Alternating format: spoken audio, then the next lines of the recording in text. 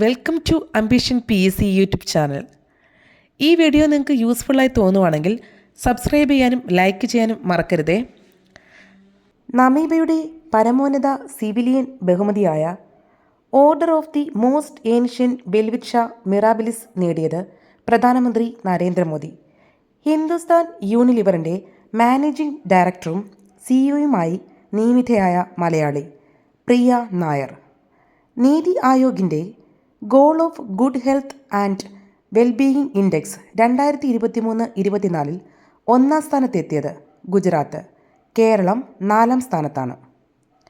പാലസ്തീനു വേണ്ടി ശബ്ദമുയർത്തിയതിന് അമേരിക്ക നിരോധിച്ച UN മനുഷ്യാവകാശ സമിതി പ്രതിനിധി ഫ്രാൻസിസ് കെ ആൽബനീസ്.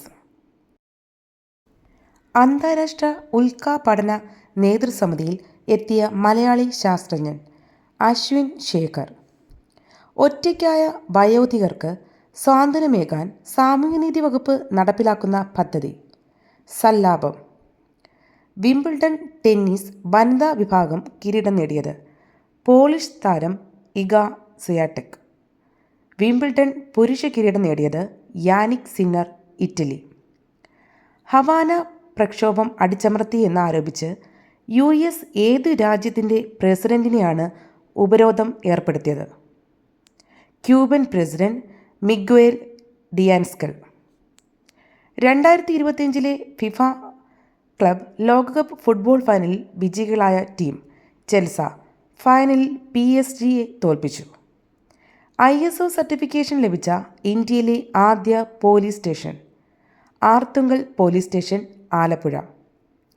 മനുഷ്യനും ആനയും തമ്മിലുള്ള സംഘർഷം ലഘൂകരിക്കുന്നതിനായി ഗജമിത്ര പദ്ധതി ആവിഷ്കരിച്ച സംസ്ഥാനം അസം. ആഴക്കടൽ ഡൈവിങ്ങിനും രക്ഷാപ്രവർത്തനത്തിനും ഉപകരിക്കുന്ന ആദ്യ തദ്ദേശീയ നിർമ്മിത യുദ്ധക്കപ്പൽ INS നിസ്താർ.